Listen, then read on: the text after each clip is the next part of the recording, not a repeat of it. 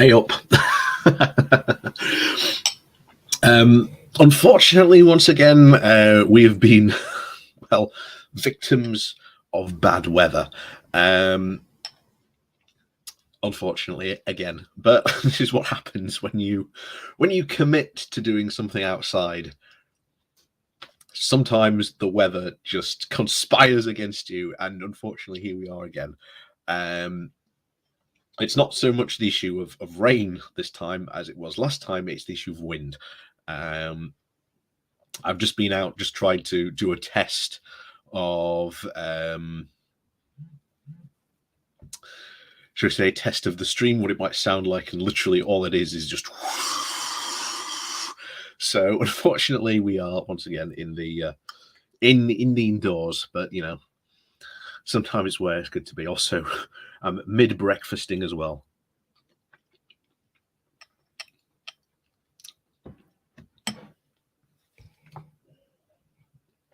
So where to begin? Where to begin indeed, and all this as we start today. But yes, good morning to Ben. Yeah, morning. What a wait for it. Week in politics, indeed. What a week it's been. Houghton, good morning to you.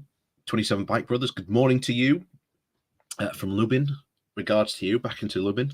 Say morning to you. Like I say, I've got my breakfast today. Good morning. Nice and sunny in Denmark. But you've certainly got it more lucky than us today. Like I say, it's very dreary and overcast, unfortunately, today.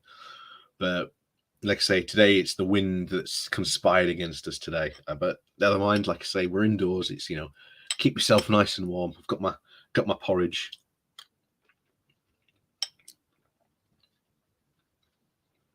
Got my cup of coffee. We'll persevere on.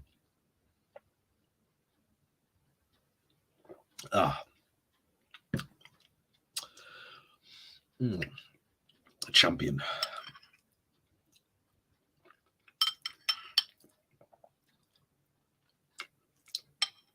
Tom, good morning to you. I do apologize that I'm having my breakfast on stream.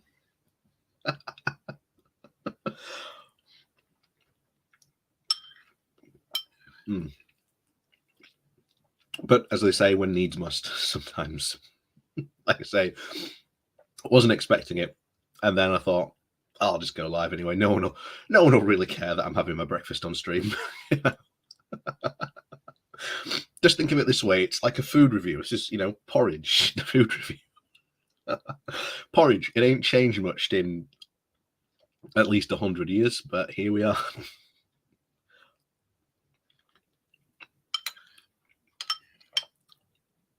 I've put some sultanas in it, which is, you know, gives it that nice little fruity kick. And we've got some syrup in there as well, just to make it a little bit sweeter.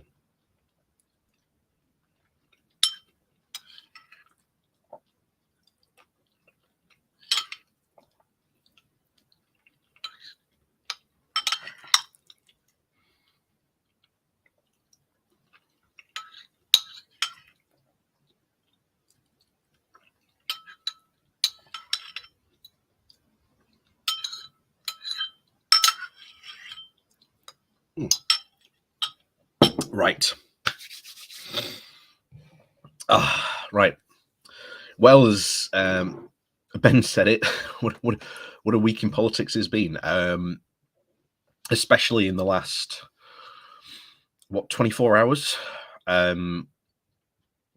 If you were on Twitter last night, the entire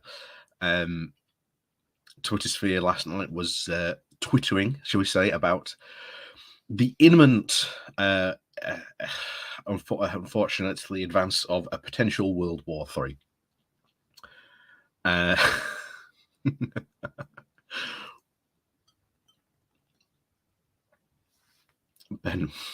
I think as we'll all be on porridge from now on. Yes, porridge is truly the king of breakfast.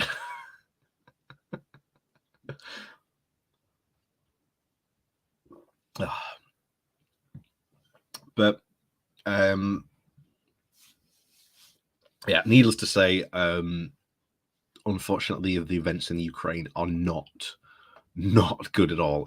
It's not what we want to be seeing from this type of thing. Demeter, hello to you. Eddie, hello to you. Good morning, good morning, good morning to everyone else who's joining us. But yes,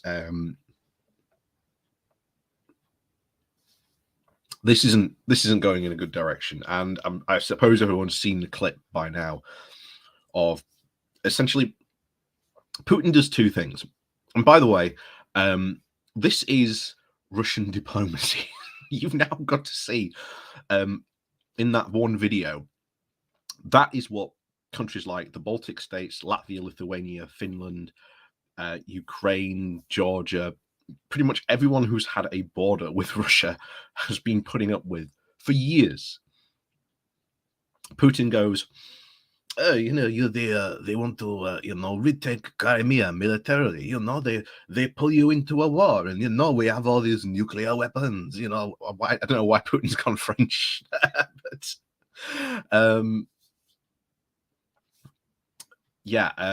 this escalation. Let's call it that.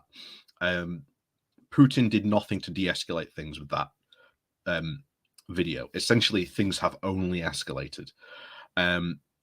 Two of the key points that came out there. First of all, I want to reiterate to people, NATO is ultimately a defensive pact. And Ukraine is not stupid enough to start a war with Russia. It does not want one. Full stop. Let's reiterate that to begin with. Ukraine does not want a war. It wants to avoid one as much as possible. The aggressor here, and I want to make sure this is perfectly plain, the aggressor here is Russia. It is Russia who has been destabilizing the Donbass and Luhansk areas by not only funding rebel groups, but shall we say, sending mysterious, units into those regions, and then having mysterious deaths of their troops. When how can Russia be having mysterious deaths of ground troops when it hasn't been deployed anywhere? Odd. That's awfully strange. But these are. This is what these countries have been living with, and this is why, again, they want to join NATO, because it's to them the threat of Russian militarism and imperialism is a thing. You've only got to look at Belarus. There was an attempt, obviously, was it last year, an attempt to overthrow the dictator of Belarus, indeed, because he is a dictator, and essentially try and get rid of him. Russia sent in troops to put down that, help put down that potential revolution. And that's what it will be. It will be if NATO gives up on these eastern countries, then they will very, very quickly fall under Russian control, and that will essentially mean giving up any the rights of democratic legitimacy to these countries, because the Baltic states are democratic countries. Ukraine is a democratic country, and we must defend democracies against this imperialism. And it's been very, very, very upsetting to see so many people on the left turn around and just saying, why is Biden being so aggressive?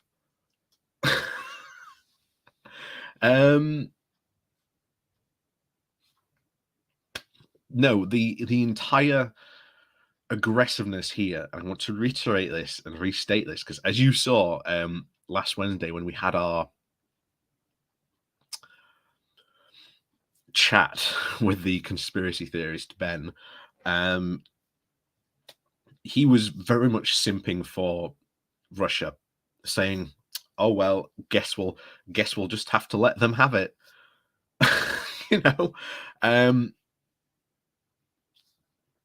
But that's the bizarre thing there. that's happening here that we are unfortunately seeing. And you would think that people on the left here would be more supportive of this type of thing. You know, Ukraine here has literally been surrounded. We've had that confirmed also in the last 24 hours as well. They now have not only troops along the Ukraine-Russia border, but the Ukraine-Belarus border, and now there has also been confirmed a buildup of Russian troops in Crimea as well. They have pretty much been surrounded here. If you've ever played, any of the Civilization games, you know full well the memes of Gandhi being in control of India. The fact that he's like the most aggressive AI personality in the game, and troops will just suddenly appear at your border. They're just a thing of just like, hey, these troops are just here just for safety reasons, and then next turn they declare war, and you know.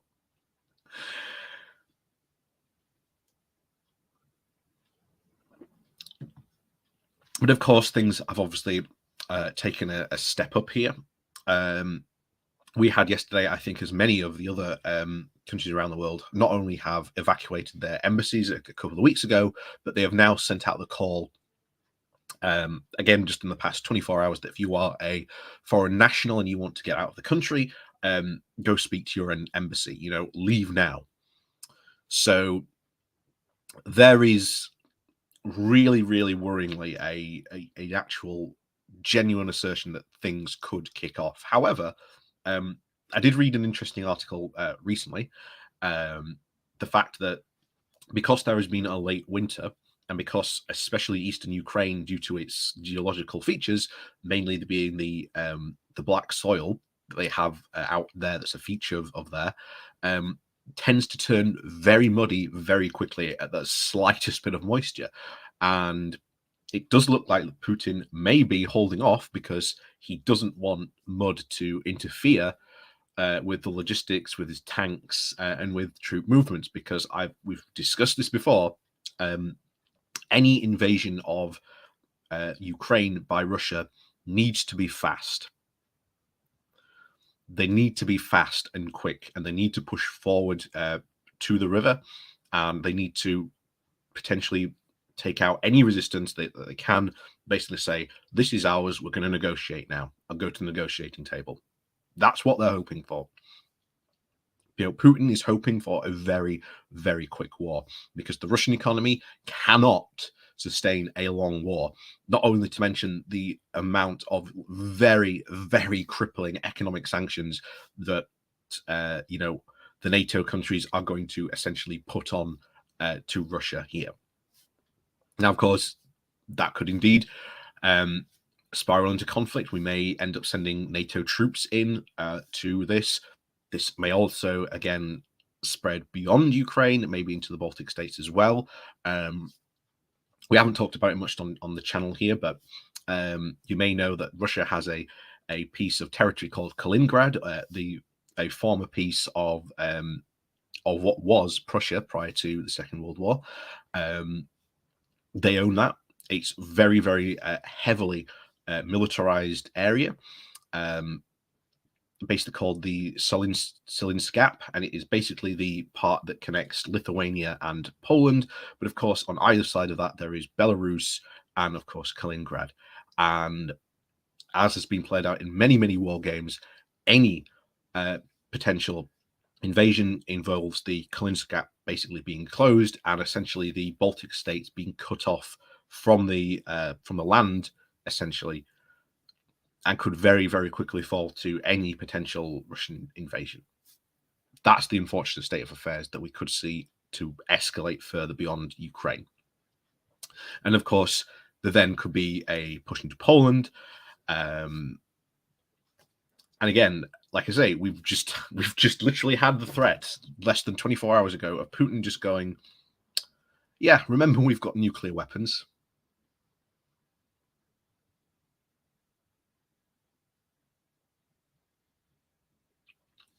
So in the past 24 hours,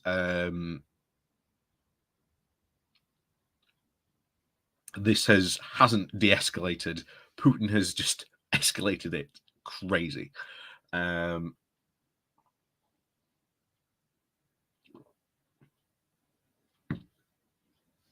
So this just has not gotten any better at all. In fact, we'll go into this article over the past 24 hours, just to emphasize how bad things have really gotten here. So again, the title is Biden Putin to speak as US warns Russia could attack Ukraine any day. US President Joe Biden and his Russian counterpart Vladimir Putin will speak on Saturday as Western nations have warned that the war in Ukraine could ignite at any moment. The US warned on Friday of the very distinct possibility of a Russian invasion of Ukraine in the next few days and told all remaining Americans to leave the country in the next 48 hours. On Saturday, Biden will speak to Putin by phone, and Putin requested the telephone call because between the two leaders take place on Monday. A White House official said that Biden wants to conduct it sooner, as Washington had detailed increasingly vivid accounts of a possible attack on Ukraine. Again, this is what we've had in the last 24 hours. We've had photo satellite confirmation that Russia is indeed now building up infrastructure. We've seen hospitals being built. We've seen new roads being built, especially around the Ukraine area. And again, you need that infrastructure as well to be able to support an invasion. So the fact that that infrastructure is being built does support the very idea that there is an imminent invasion here.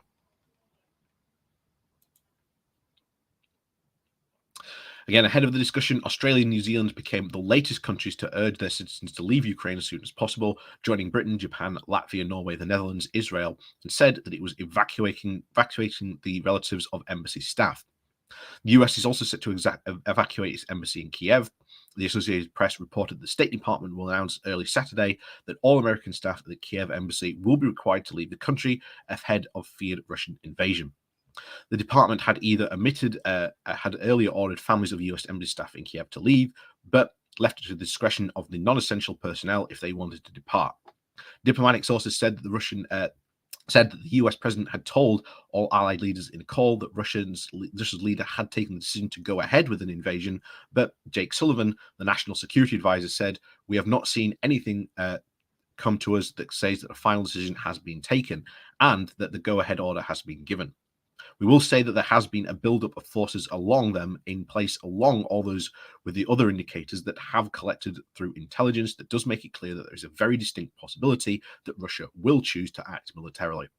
There is reason to believe that this could happen reasonably within a swift time frame. Now, we cannot pinpoint the day to this point, but we cannot pinpoint the hour, but we can also say that there is a credible prospect that Russian military action could take place before the end of the Olympics, the Winter Olympics in China set to close on the 20th of February. We continue to see signs of Russian escalation, including new forces arriving at the Ukrainian border. Again, like I say, it's sort of shocking that you see a lot of people on the left just saying, why is Biden acting so militarily when here you have troops going to the border and engaging in this? Why are so many people on the left so dumb and blind to this? I don't understand, but there you go. That's unfortunately the left. Unfortunately,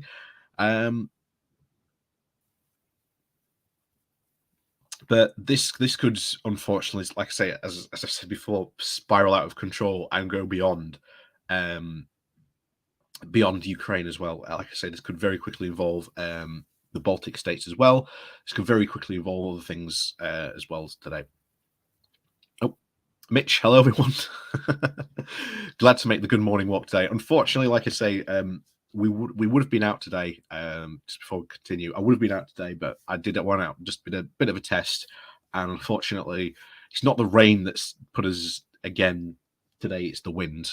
Because all you would have heard was just like, while I'm trying to talk.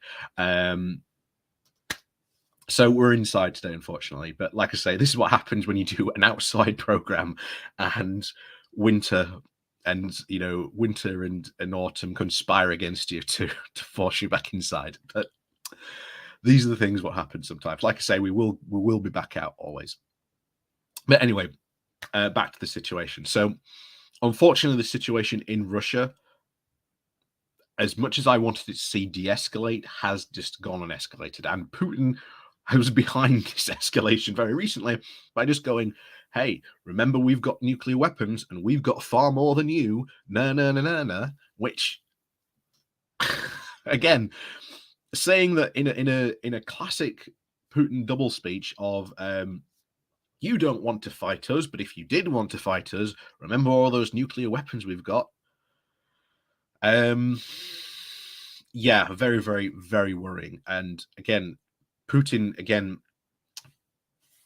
calling out that, or trying to fill into the fact that he says that NATO is an aggressive alliance to start wars. No, NATO is a defensive alliance. It's built into the treaties that countries will only go to war if attacked. The whole credo of NATO is if you attack one, you attack all. So I think this is very much being done to test that alliance. And I think we are seeing that now stretched.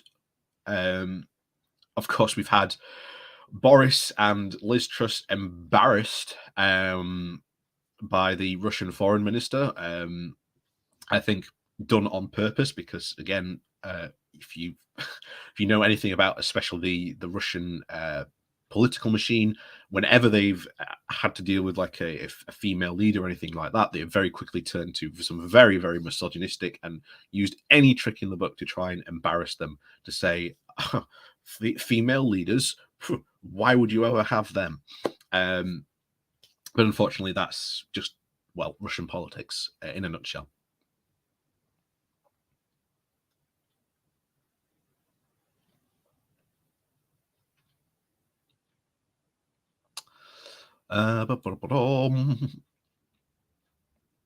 So, where were we? So, yes, the US Secretary of State Antony Blinken described the situation as a pivotal moment. He said that he would speak with his Russian counterpart, Sergei Lavrov, on Saturday. If Russia genuinely was interested in resolving this crisis of its own making through diplomacy and dialogue, we are prepared to do that, he said. But it must take place in the context of de-escalation. And so far, we've only seen escalation from Moscow, he said. This is a pivotal moment, and we've prepared for whatever should happen, he said. Biden has told other NATO and EU leaders that the US believes Putin has decided to carry out the invasion of Ukraine, which could happen in the next few days, according to diplomatic sources. Biden has called on allies followed a situation room meeting in the White House, discussed the latest intelligence on the Russian military buildup on Putin's thinking, saying that practical things will start to happen soon on the ground as a result of this decision. That does not mean that Putin could still row back, a European diplomat has said, insisting that it was not too late to deter the Russian leader. There are still further decision points along the line. Sullivan, a US citizen, said still in Ukraine should leave in the next 2 days. If you stay, we are assuming that you're assuming the risk, and there's no guarantee that there will be any other opportunities to leave, and that there is no prospect of a US military evacuation in the event of a Russian invasion, Sullivan said. If a Russian attack on the Ukraine proceeds, it is very likely to begin with an aerial bombing and a missile attacks that could obviously kill civilians without regard of their nationality. A subsequent ground invasion would then involve an onslaught of a massive force with virtually no notice. Communications arranged to departure could be severed and commercial transit halted. Russia wants guarantees from the West, including a promise that no missile deployments near its borders and no NATO membership for Ukraine, and a scaling back of the alliance's military infrastructure. Again, that's kind of hilarious. You know, this is the point. Putin is going, you must scale back. We want you to NATO, pull back all your stuff and pull back all these things, pull away from us, but Russia has to do nothing.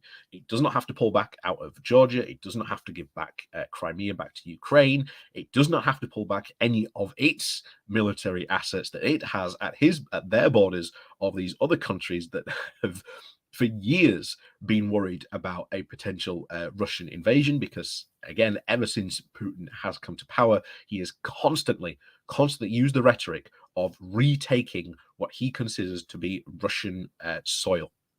Again, Very, very, very worrying, to be honest.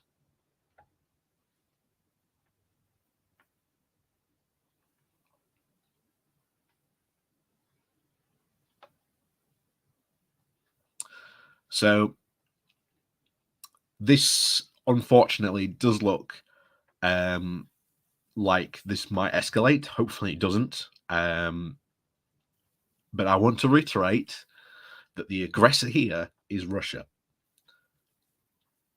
You know, these countries want to join NATO for a reason. Oh, Catherine. Russia here. I'm sorry. You're simping heavily for Russia. I can see it in chat, but you are simping heavily for Russia here. I'm sorry. Russia here is the aggressor. As I've just said, Putin says push back NATO, but we don't have to push back at all. That is what he is saying. I will push back NATO, but I'm not going to pull back any of our military or any of our recent annexations. How is that acceptable? Because if NATO does get rolled back, what happens to the Baltic states of Latvia, Lithuania, and Estonia? What happens when, as we are very real realities, Belarus could be annexed into Russia? That is a very real possibility that could happen.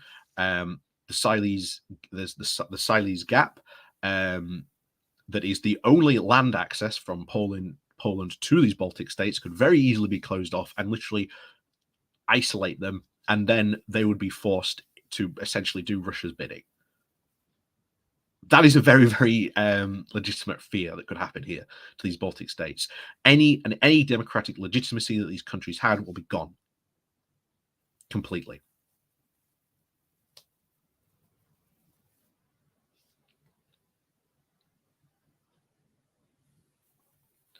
Yeah, Belarus is already part of Russia.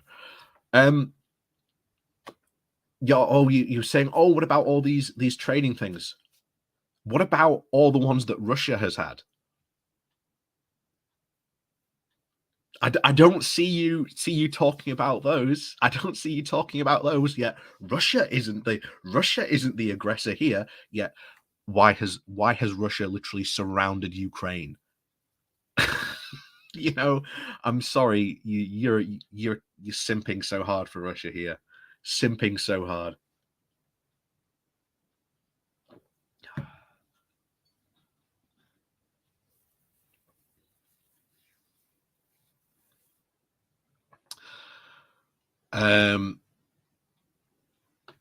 This could go very, very, very, very wrong very, very quickly, I think. And I think this is intentional by Russia.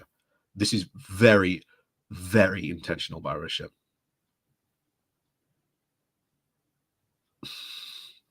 Are you innocent? Are you an innocent abroad in this? Do you believe in WMDs too? No, I believe in, again, we should again we should completely take nukes off the table. The problem is, if you take nukes off the table and let's say Russia decides not to, then that leaves us without nukes and them with nukes. Any dearmament of nuclear armaments needs to be a unilateral effect, not a single country doing it, because if they don't, that's an awful lot of power on the table left for some of these countries.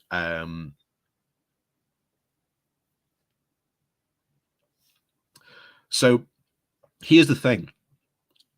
A lot of people, I could just say, I've just seen hear this, totally, trying to equivocate the Crimean crisis, the current Crimean crisis, with the Cuban Crimean crisis. Here's the thing. They are not the same. They are not the same at all. Russia was intentionally putting nuclear missiles into Cuba. They were intentionally set to do that. Russia and the US went, no, we're not going to allow you to do that. Here at the moment, you are saying that, this is going to be the similar thing, that NATO is going to put missiles into these into Crimea. Well, not into Crimea, to Ukraine. No one is saying that. That is not what is happening here. That was not the initial thing that Putin has said. The initial reason why all this started was that Putin said he wanted to, quote unquote, protect the people of the Donbass and Luhansk regions, the Russian speakers there. And that's why the initial military buildup initially started. This whole stuff about, oh, it's anti NATO, anti this, only came in much, much later. The fact that he's now started talking about missiles in Ukraine, only a very recent thing. No one is talking about putting missiles into Ukraine. No one has said that in the West. No one is wanting to do that. Even Ukraine does not want to do that because it knows it would make it a target. It knows that any potential Russian aggression is going to be bad for its country, and it does not want that. But it knows that it does need protecting. Hence why its insistence, and again, let's talk about the Ukrainian people for a second. The fact that the people of Ukraine now want to join NATO more than ever. In the Baltic states, in Latvia, Lithuania, Estonia, NATO is a key part of the minds of these people. They want to be part of the alliance because they've had to deal with that speech that Putin dropped yesterday continuously against their countries. And yet, Russia here is the aggressor. Or should we say, oh, and according to, again, some people in chat, Russia's not the aggressor here. You know, how dare Biden make Putin surround Ukraine with troops? How dare Biden make Putin annex Crimea? How dare I can go on. I can go on and on and on.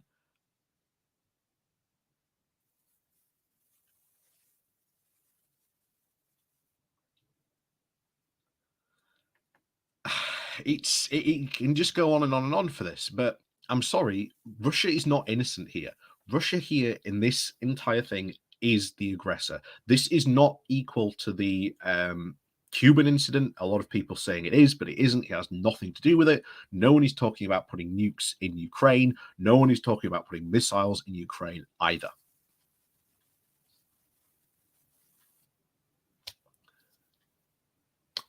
So yeah, I'm sorry, but you are heavily simping for an authoritarian dictatorship that constantly talks about retaking rightful Russian soil.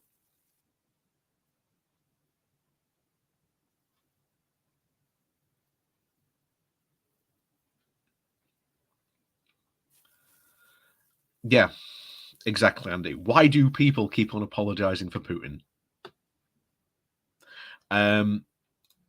The truth is that a lot of these people probably watch a lot of Russia Today. They probably don't want to admit it, but they probably do. Just like we had our conversation with, did anyone realize that conversation we had with Ben last week, where he was going, he said like 2 or 3 times that he used like Russia Today as like a news source, and you're like,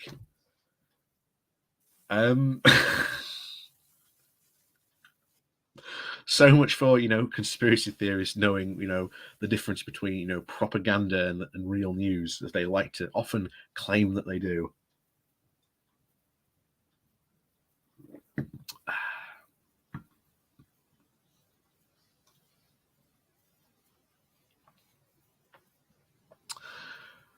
So yeah, this is an unfortunate escalating situation, and we have to hope that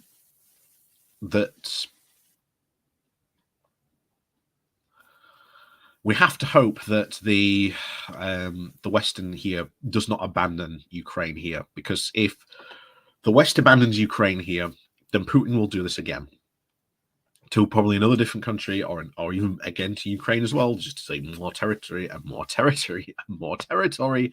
And the people currently simping for Russia are appeasers.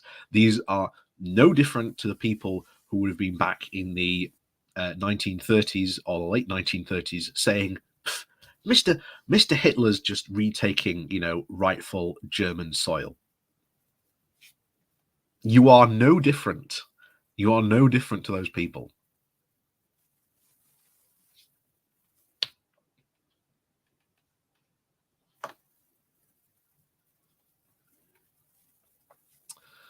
Um, yeah. How do you know what NATO intentions are? It's just a guessing game on your side. They also said in the 90s that NATO would not go beyond the German border. They never said that. The door was left open for NATO membership. And what happened to these countries? They wanted to. They said, okay, we now want to join NATO because we are constantly under a threat of military aggression from Russia. That is why Poland joined. That is why you saw some of the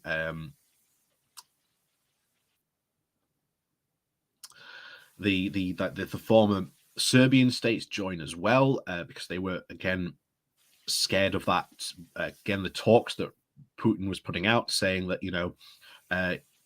Eurasianism, that those areas should be under rightful Russian control, or satellite states. And again, why is being a satellite state of Russia a good thing? Because at that point you are just giving up or ceding any rights to any country to have any diplomatic integrity.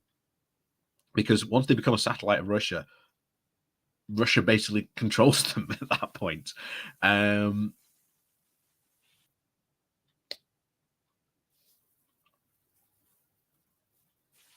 It's just crazy how many people are simping for Russia, just saying Russia's not the aggressor here, and yet Russia has done nothing but be aggressive. Oh, Yumika, thank you very much.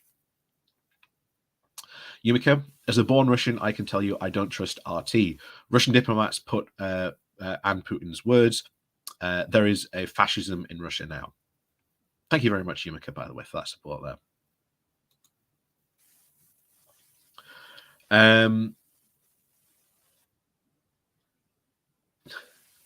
Yeah. Russia doesn't need the land. Have you seen how big? Have you seen how small Russia is? Here's the thing. Here's the crazy part about Russia. Most of all its population is very much on the eastern side, and once the further west you get, the further and emptier it becomes. It's the eastern part of Russia that's the issue here. And as we said yesterday, when you think about how big Russia is and its population, you would think that maybe Russia, in terms of economic output, should at least be equaling like maybe China or at least the US or some other big country with big population and stuff like that. It's not at all. Russia's economy is roughly around the same size as Italy, which quite frankly just goes to show you how economically backwards Russia is, because again it is pretty much controlled by the oligarchs. As long as you've got the money in Russia, you can do what you want.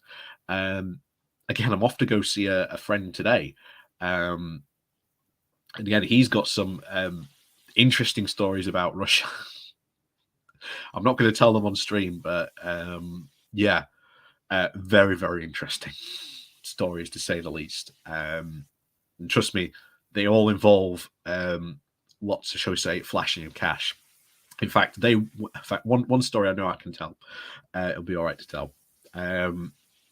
They'd been out heavily drinking, and they go out, and he thinks, "Oh, we're going to go into a taxi to go to the next place." No, they didn't get a taxi. They got into a car. Bear in mind, the driver had been drinking with them heavily, and they went speeding off through the streets of Moscow at top speed. And when he raised the issue of, well, aren't we going to get arrested for this? One of the passengers turned around and said, "It's okay. We're on a list. We don't get interfered with." Because we've paid the cops. So, yeah. That's the type of place Russia still is today. And that story is about, 6 years old at this point. So yeah. Yeah. Insane. But yeah, that's Russia.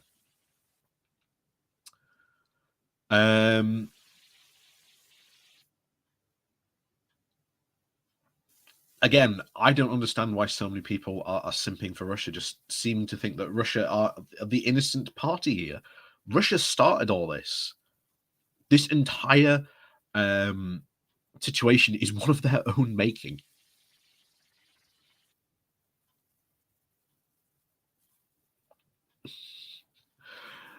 So, yeah. Pardon me. Needless to say, hopefully this situation de-escalates rather than escalates. This will end up possibly with a land war invasion. As we've discussed before, that ain't going to end well for anyone, to be honest. So, swoop, whoop. What shall we do next? Oh. Oh.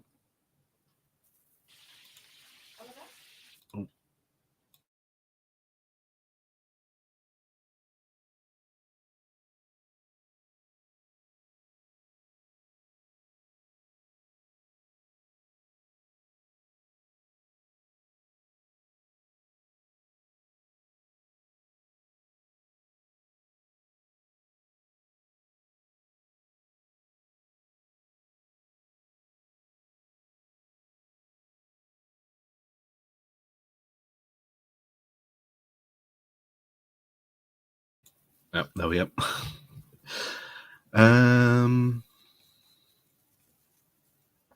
Right, what should we go with next? Let's go with something a bit of let's go with this. Let's since we're on the thing with conspiracy theories here, let's go with this.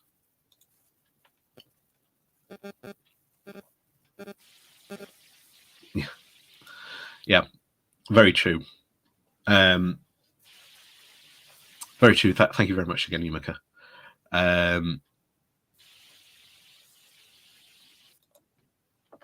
But yeah, needless to say, I hope it gets de-escalated. Now, from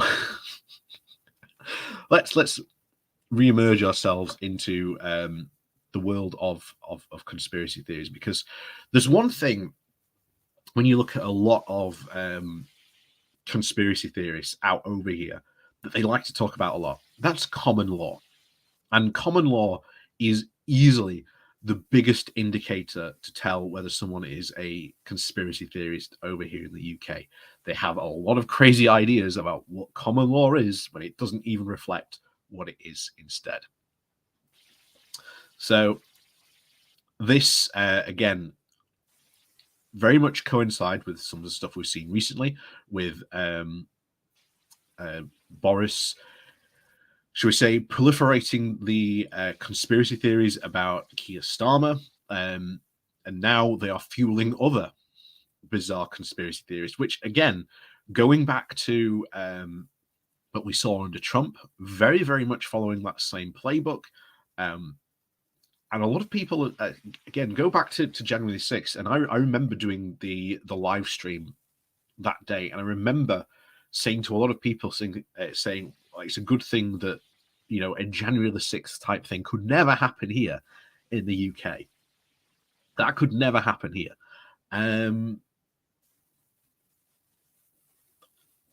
I beg to differ. I beg to differ. We've just got a lot of a lot of crazy people over here, just as much as we do in America, although they're a lot more, shall we say, lower level. You may remember a couple of weeks ago we saw a group of people try to reclaim Edinburgh Castle. If you remember, they put it under siege to retake it, and were again using common law to justify their justify them taking it. So let's dive into this, because this sort of follows up on a lot of crazy stuff we've been seeing recently as well.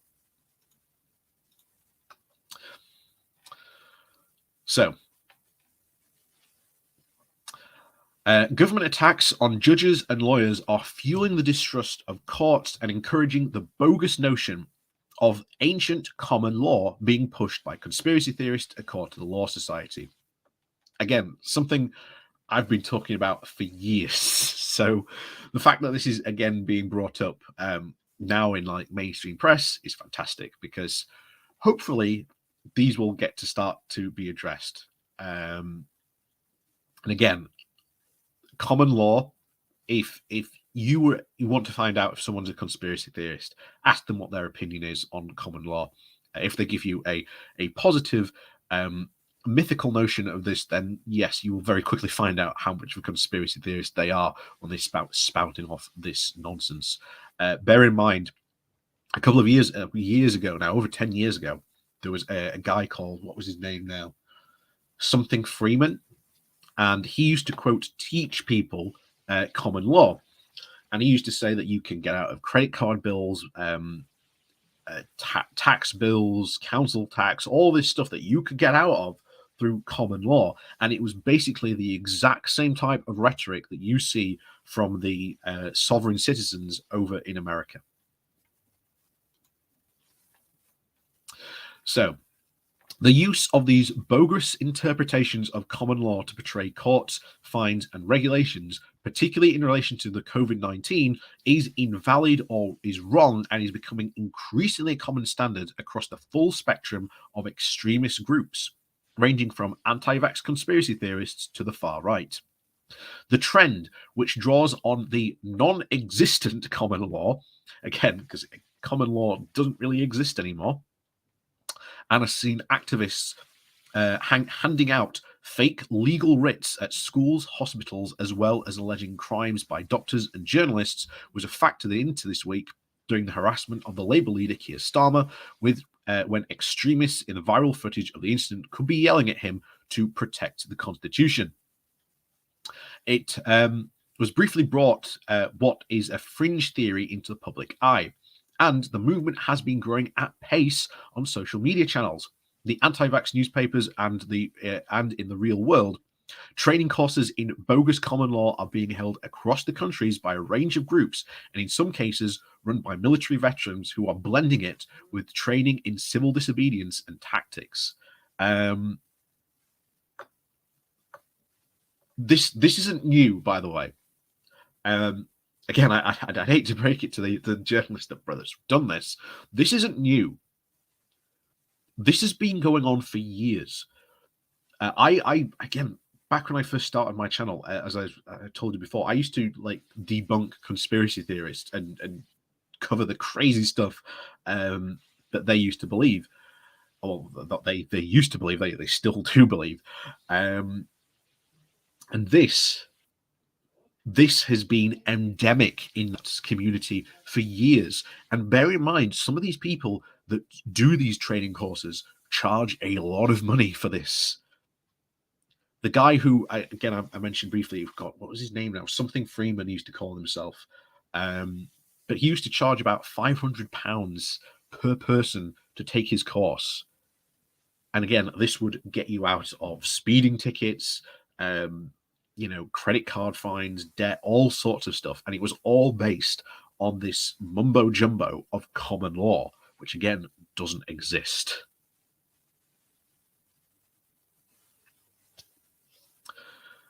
So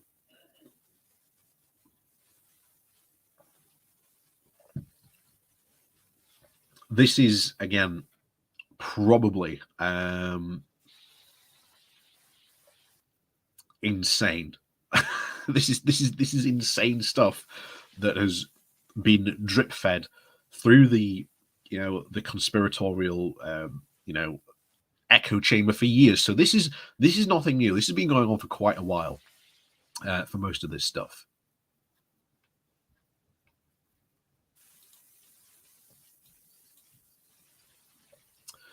So One group running the classes around the country charges up to £20 a person to train an army of common law constables who are then mandated to uphold constitutional laws by exercising arrests and attending where the right of members are subject to from the intervention from bailiffs, council employees, or police officers or other agencies. It is claimed to have trained at least over 850 constables. And again, we've seen this before back in the day. So you may, I don't know if you know this is a thing. We've recently gone through in the UK a big thing of changing over meters from physical meters to digital meters, and basically most people don't understand that you don't own your meter. That is like a boiler. I think it's like British Gas pretty much own most of these meters, so they get to decide when you upgrade or so we don't upgrade. And a lot of people refused to have these, and again, it was based on the this idea of common law. Well, you can't change these meters because I don't want you to know this, and of course,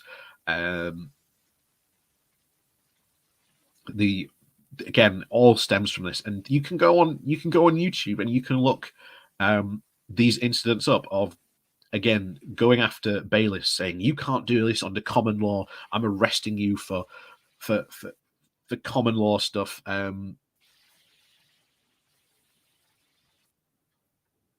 It's absolutely insane. This stuff. Honestly, this is a rabbit hole that is bizarrely interesting to take a dip down. But honestly, when you do, you realize just how sad and taken for a ride some of these people really are when they start to believe some of this nonsense. So beyond the activities of the extremist groups, this bogus theories have gained traction among members of the public, such as a York hair salon. The owner, who was fined thousands of pounds after attempting to keep her business open during the lockdown, put a sign in the window citing Article 61 of Magna Carta. This is what it is. This is what it is.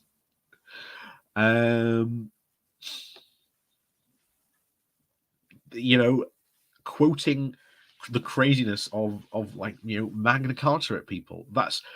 And going around calling themselves like barons and lords, and just like having these bogus ceremonies where they ennoble themselves, and the craziness just lives on in these in these people.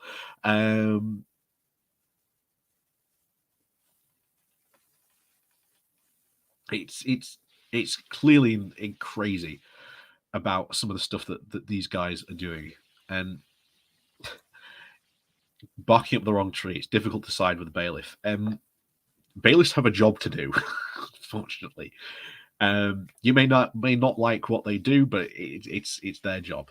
And very often they are ordered by the courts to go and do and carry out these activities. So they are doing this very lawfully. You might not like them, but they are there for a reason. And, obviously, again, having a bailiff having to come in is a very, very extreme example. But unfortunately, they do exist for a reason. But yeah, like I say, just remember a couple of weeks ago when we covered the siege of Edinburgh Castle.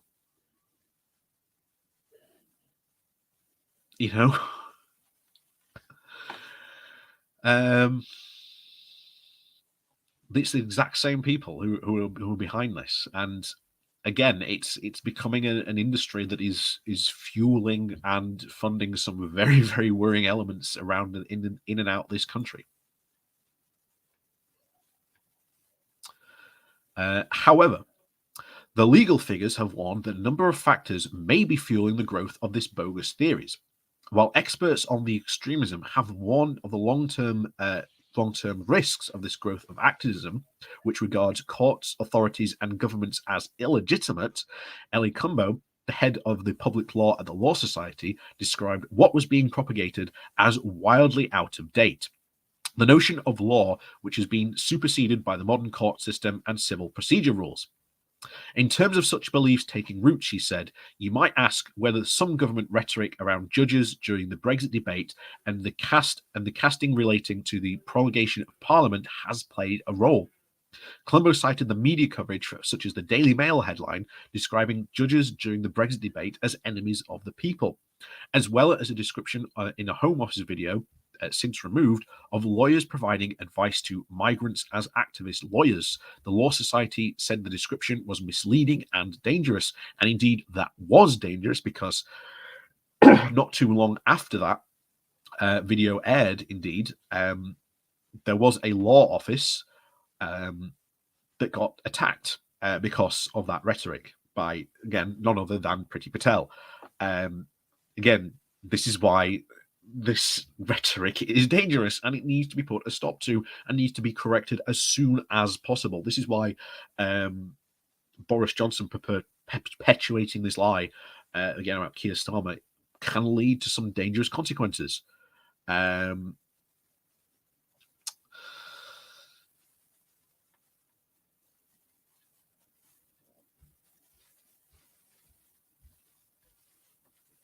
What was in that last issue? Oh, you mean the light? Well, luckily, like I say, I'm not going to bother revisiting the light because I did reread the full of that, the full of that, and oh my, some of those articles, oh my, would have definitely got us booted off YouTube if we had read them. Definitely got us booted off YouTube if we'd read some of those articles. Needless to say, yeah, we won't be covering the light again anytime soon.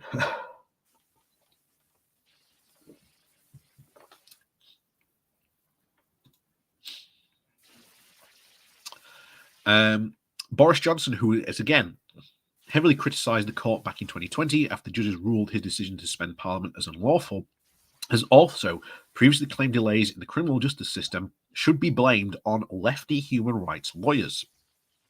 Colombo suggests that a program of civic and constitutional education in schools, universities, and adult education, recommended by the Independent Human Rights Act review, could help counter the distrust and fake interpretations of law. Again, I think that will be a good thing. I think that will be a very good thing for us to see in sort of education. However, other such voices are concerned about the language used by politicians and the media. Saltish Mahaya, a barrister who also sits part-time in the Crown Court judge, said the attacks on the rule of law are a very worrying trend, including the vilification of judges, lawyers, and the law and political opponents.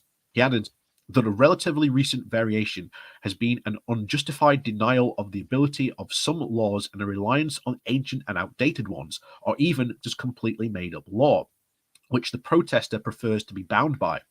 Even if enough people subscribe to this very pick-and-mix approach to law, there will be an erosion of the rule of law which binds all democratic societies together. Tim Squirrel, the head of communications at the Institute for Strategic Dialogue, and said this bogus common law movement has roots in the US sovereign citizen movement, as we said at the beginning, and it's made its way to the US, to the UK via Canada. And this has two strands, one revolving around resistance to the state and another focusing on the pseudo-legal interpretation to avoid paying income tax or even debts.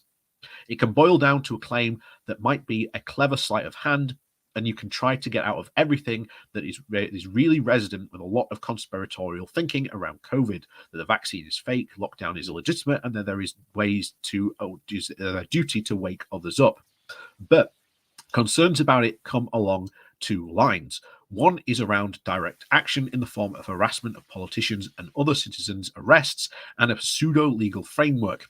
If people believe they are vested with the power of law, then this can lead them to believing something that they can enforce it. Secondly, there might be less worry in the UK if the whole movement could turn violent, but there is always some potential for individuals to act, whether by citizens' arrest or by something else. Whether you have real conflict with the state, there is also potential for the creation of a martyr, particularly in a very febrile political environment. Again, which is the real worry about all this. Real worry. This is obviously we've covered this before. This whole common law stuff before. I covered it years ago.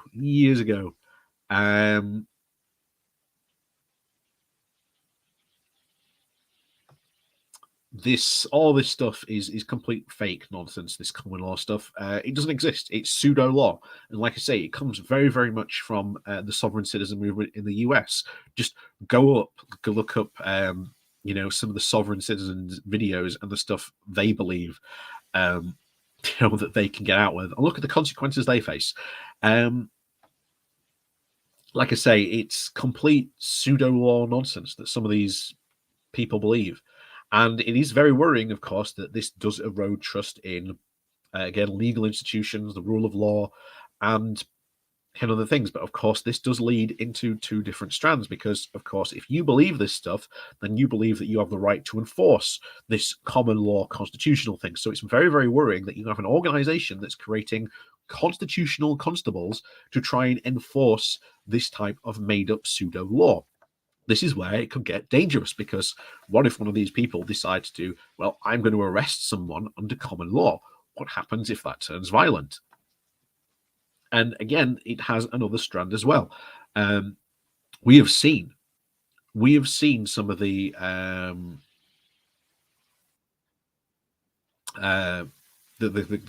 crazy stuff happened January the 6th. That could very well happen over here. That could spin off from a couple of people of that. And like I say, it doesn't just stop here. Like I say, I've just seen canned text here. Yeah. We have some people here in Germany. They call themselves the Reichsbürger. They claim that the German Reich of 1871 was never dissolved. I wouldn't surprise me again because we have people here who believe that the Magna Carta is still like the ultimate document.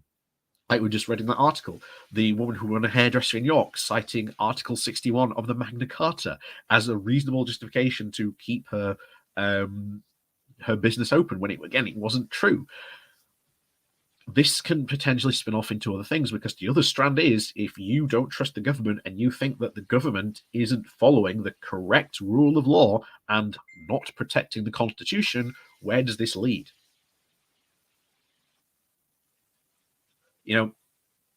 I talked years and years ago about the dangers of like people like Alex Jones expressing their views on the government. And of course, eventually that played out in January the 6th, where all these people decided, right, we're going to, assault the Capitol and do what they did then, and essentially inflict a coup. And there's a very real possibility that if enough of these people were to actually gather and were to maybe make a serious attempt, although considering the fact that we know that our police over here are definitely a lot more ready for these types of things. They've been a lot more ready, certainly than the Capitol Police are in America. Like they will open fire very quickly. They aren't afraid to do it. We know they aren't. We've had some very recent incidents where they've again actually taken down legitimate threats to people in the area on this. We saw the London Bridge incident not too long ago. And again, there's a couple of other incidents that you could refer to. But yeah, needless to say, this is a very worrying trend. And the fact that a lot of politicians sometimes unintentionally, maybe intentionally play into this, very worrying. Very worrying to say the least. Hopefully, like I say, we can just nip it in the bud. As the article said there should be a like common law teachings, not common law, but civics teachings about how institutions work, how the government works. I think that will be fantastic. I think there should be a civics lesson, either like late secondary school or even like college level we have here in the UK. So at least they're taught about it, and I think that would be good. I really do think that would be good. Because it would definitely, hopefully, nip a lot of this in the bud. But needless to say, speaking of the law and maybe a lawbreaker, a lawbreaker indeed. Before we do get onto this, also in the last 24 hours, we had Dame Krista Dick, leader of the Met, resign. So there is now a new call for a new Met Police Commissioner. I hope we do get definitely a different one and a much better one, because it does appear that basically there were problems in the Met, and she appears to have just ignored them completely. Because again, it's not just Central London that she has control. She is like the top officer in London and has basically control over all the decisions making around sort of the police. And it very much does appear here that we need someone who is going to tackle these serious issues that do appear in the police and can actually take control and do this. Now, it's not just the issues in the police where she was failing. We also saw very, very hesitant to go after the initial breaches of lockdown. Very, very hesitant. And it took a long time for them to actually get involved. So that would be definitely, should we say, a lot better to have a far more willing police officer who can at least say that they aren't above the law. But also that leads to other, shall we say, interesting comments, because Boris has very recently said that he is above the law, being the Prime Minister. Very, very, very, very worrying comments indeed. But anyway, we'll get into this because, again, Boris has now been sent a questionnaire by the Met Police, which, again, he is expected to answer well and truthfully. But, of course, we know now that there are photos, and there are, indeed, according to Dominic Cummings, many, many photos of all this stuff.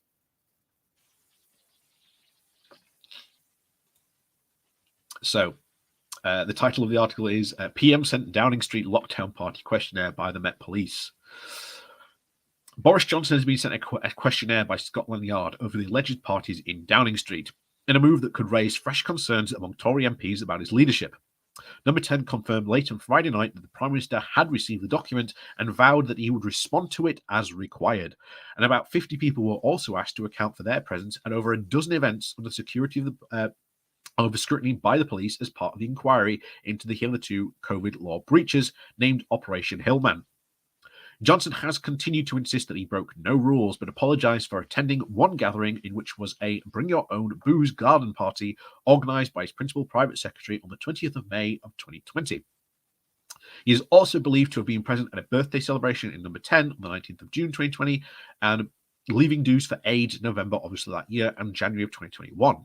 Police are also investigating the gatherings in his personal flat in Downing Street. Again, if you've got a personal flat in Downing Street, how would you not know that there is a party going on in your flat? There isn't a person in chat who would not genuinely be able to understand that there was a party going on in their flat. I don't understand how you could try and get away with that, you know?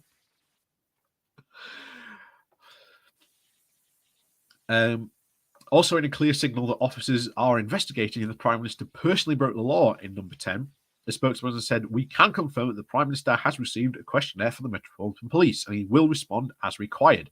The move also has a potential to try and spark fresh concerns among Tory MPs about Johnson's future, and whether through Parliament is now in recess, many will spend the next 9 days back in their constituencies. Some backbenchers have held off calling for a ballot on his leadership until the outcome now of the Met's investigation, though it was suggested that they could submit a letter of no confidence if Johnson has to have found to have misled Parliament or is fined for breaking the COVID rules that he's set. The Met declined to confirm the news that the Prime Minister had received the questionnaire or not, but those receiving them were also being treated as potential suspects or witnesses. Earlier this week, Scotland Yard was required to explain its approach and the role the questionnaire would play. It said the document asks for an account of the explanation of the recipient's participation in the event and has a form of legal status that must be answered truthfully. The Met added, recipients are then informed that the responses are required within 7 days, and in most cases, contact is being made via email. It should be noted that the contact does not mean a fixed penalty notice will be necessarily issued to that person. Nevertheless, if it follows an investigation, officers is believed to be appropriate because of the COVID regulations have been breached without reasonable excuse, a fixed penalty notice will normally be issued.